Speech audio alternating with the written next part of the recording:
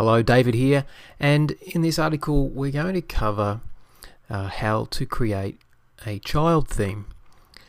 And now, first of all, if you're relatively new to WordPress or any sort of development stuff, this may seem a little bit foreign to you. So essentially, first of all, I'll just explain in my words what a child theme is. Here at WordPress.org, the codex.wordpress.org, under child themes here, they've got a whole page that literally is dedicated to what a child theme is. However, sometimes their explanations can be a little bit technical and tricky to understand. So essentially, a child theme is very different to a parent theme. Now, parent theme is your main theme in your WordPress installation. So for example, I'll just pop over to a dashboard here, and I'll go into the appearance section, and you'll see this is where we manage all of our themes.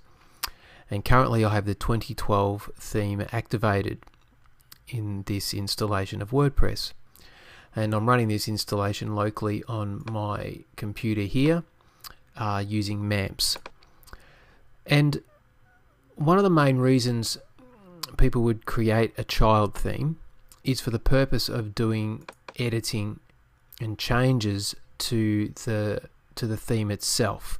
For example, if you wanted to relocate this header image on this page up to the top here, and you wanted to relocate this title down underneath, and you wanted to relocate this menu bar beneath the header image here, you would have to go in and edit one of the core files.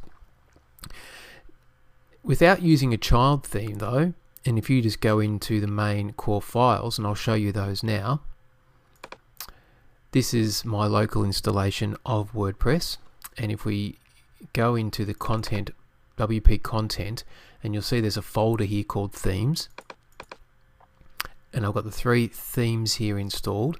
The one I'm using is 2012. This is the parent theme.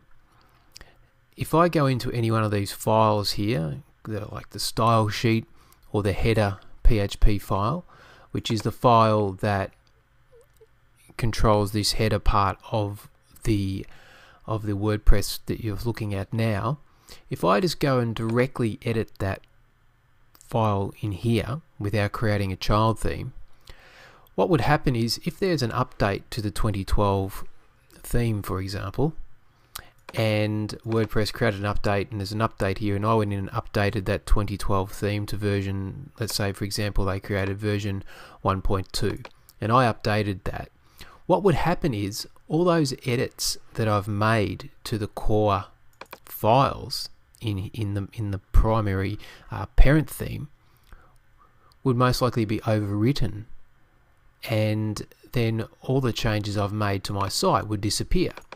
It would go back to normal. So the way around that is to create what we call is a child theme, and then the child theme is where we make the changes to the files in the child theme. And I'll get to that. I'll show you how we'll do that very shortly, but I just want to get the explanation and the understanding. So essentially what the child theme does, the file in the child theme refers to the files in the parent theme, and the changes in the child theme will override what's in the primary theme directory.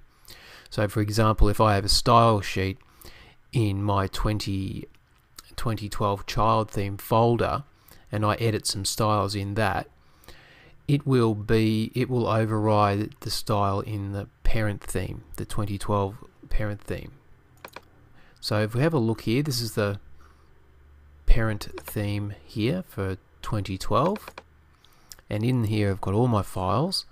Now if I wanted to make an edit to this style sheet here, say for example I wanted to change the font for the font type for the body copy and the header copy, this is where that would happen.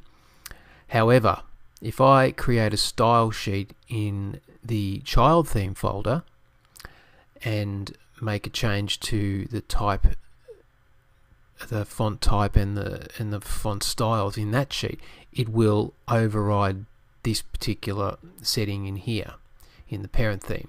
So it's a safe way and a simple way for you to make changes to your WordPress website, blog, without risking those changes being overwritten by any updates. Because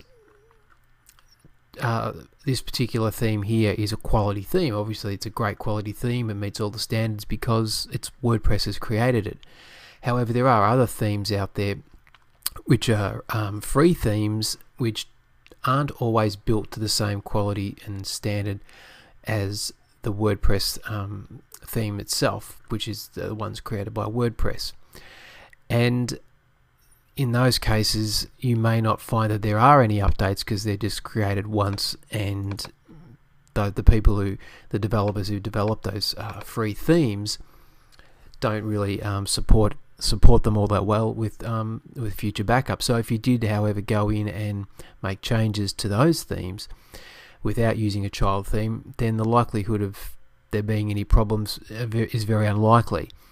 However, if you're using a theme like the 2012 theme or a premium theme, such as there's a number of different premium themes being paid themes, you will find that those developers do regularly update those themes and ensuring that they're up to date with the current versions of WordPress and whatever's happening down the track with regards to the internet. So this is why you'd want to use a child theme, so those changes aren't overwritten. Okay, hopefully that was quite helpful in a brief explanation of how that works. Again, if you want to go and read this information yourself, I'm not going to regurgitate it to you here, but you go to the codex.wordpress.org/child_themes.